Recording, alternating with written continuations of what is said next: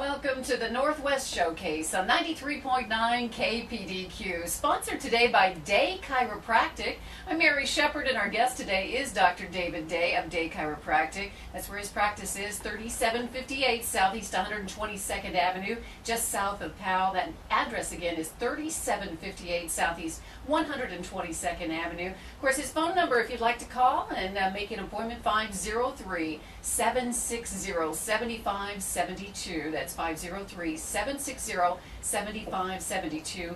And the website to get more information is daychiropractic, all one word, .com. Dr. Day, always a pleasure to have you in the studio here. I've been looking forward to this so your much. energy that you bring to the show is just so remarkable. And we do have the phone lines open if somebody would like Sure. to call and Okay. ask you a question about anything we're talking about. And that number is 503-786-9390, 503-786-9390, or the toll-free number if you're outside the Portland area, 800-845-2162.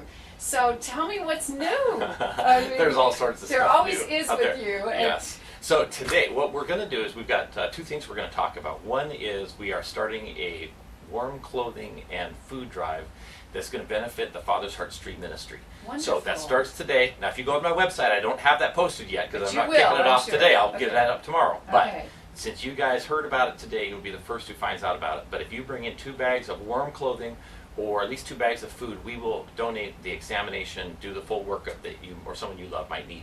And I have people every year who will bring in some things, and I will give you a certificate for someone else. Though that's all fine with us. This is from now until Christmas.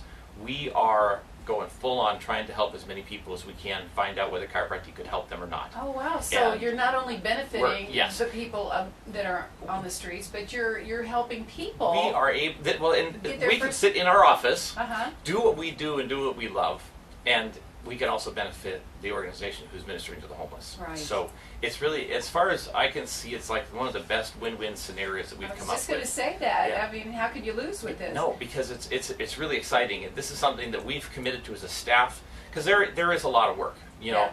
bless little Mary's heart. You know, we've got this digital X-ray. All the X-rays that I take on you, we're going to have to do all the analysis, mark them. They've got to be input then into into your file. There's some work that goes into getting the information about what's happening inside of you to figure out if we can help you, right? Because we do the heart rate variability analysis, and that's something that's brand new this year. Where a lot of times people are feeling stressed out, but the doctor, it's easy to say, oh, you're stressing out, or quit your job, or do, Yeah. it's easy And to that's get not pat always answers. something that you can No, do. and the question is, well, is the stress that you're under actually affecting your physiology or not? There are some people who you think would be, oh, you're fairly relaxed, you're looking pretty good, you're fine, and we run the scan, we find, you know what, this person really is not fine. Their nerve system is not balanced in the way it should. Other people are juggling lots of things, and they think, oh my goodness, they're going to be off the charts. Well, it depends on how the physiology of their body adapts.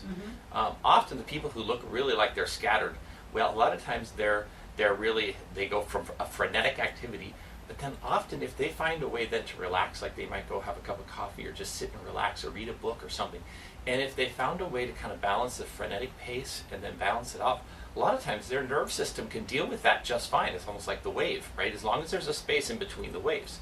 Sometimes it's the people whose lives look really stable and steady, are Yeah. just bound up and their nerve system isn't working because they're always running on a, and that there isn't that give and the take, that balance in their nerve system.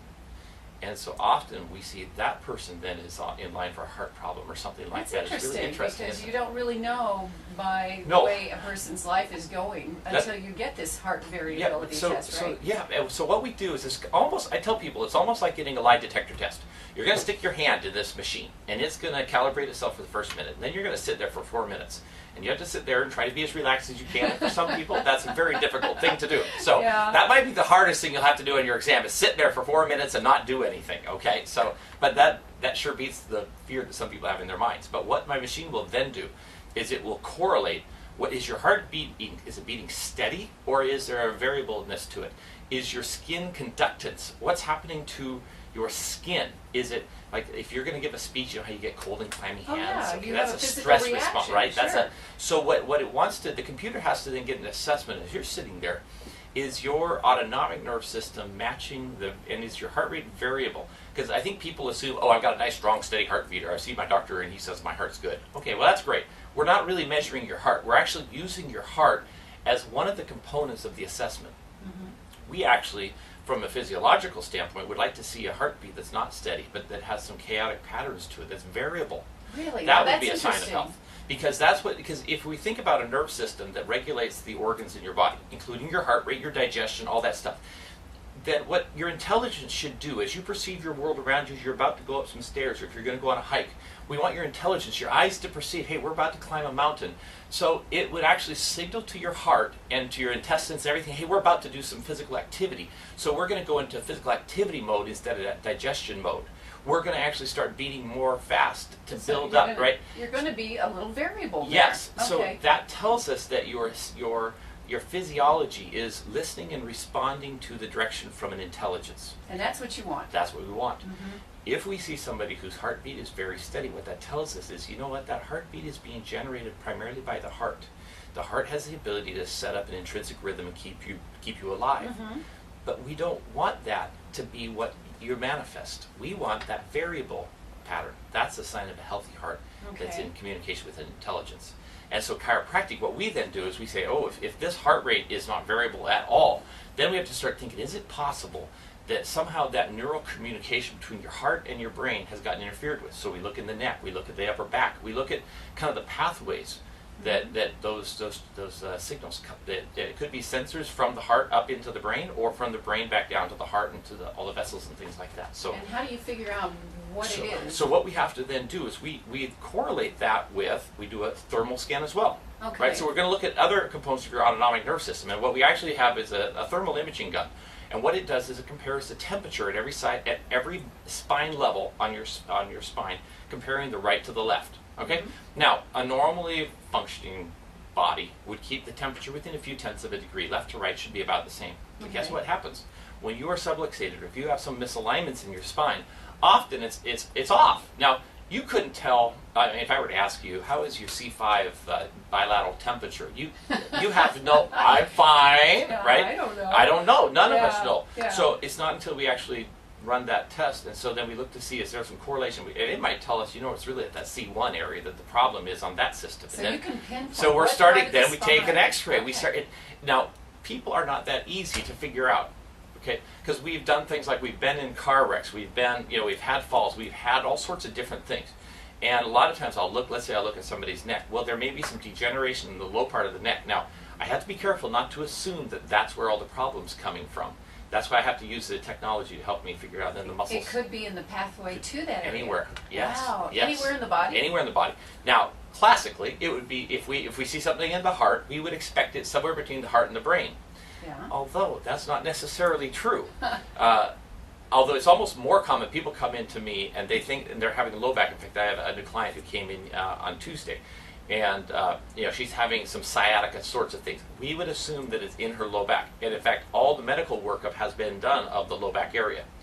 Well, I did an assessment not only of her low back, and there are lots of problems that we're going to deal with there, but also then to look at the rest of her spine, and we say, well, wait a minute. It's possible that if there is a problem in the neck, you might not feel it in your neck, but it could be making the low back problem appear to be worse, because some of the nerve flow is getting squished a little bit, and so it's making the nerve flow to and from almost like sluggish.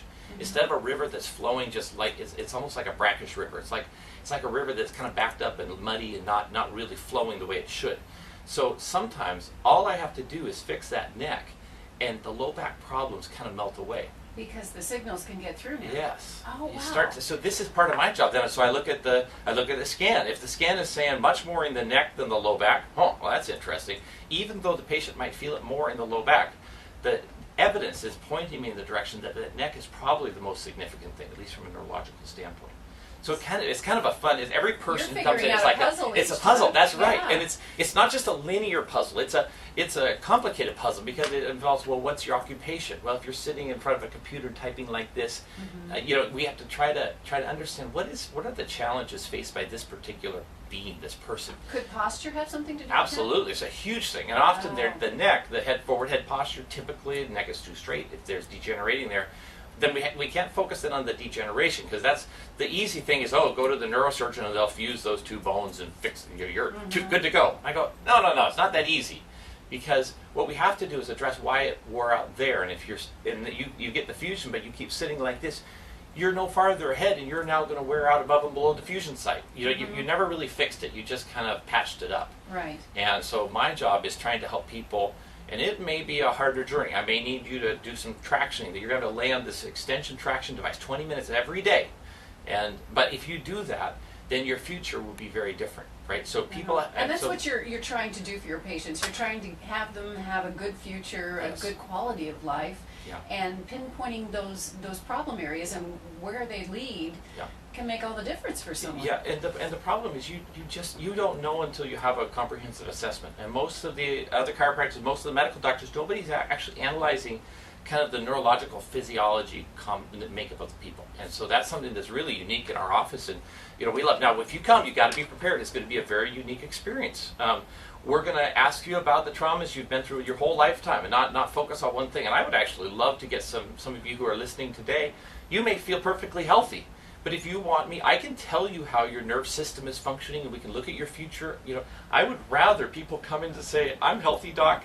I want to get healthier. I want to get, I want to do something Well, you new." can maybe stop problems before Yes, they arise. Absolutely. Wow. And so that's the exciting part for me is, so challenge, let's really make something wonderful happen, and let's take someone who feels healthy and let's see what's possible. Yeah.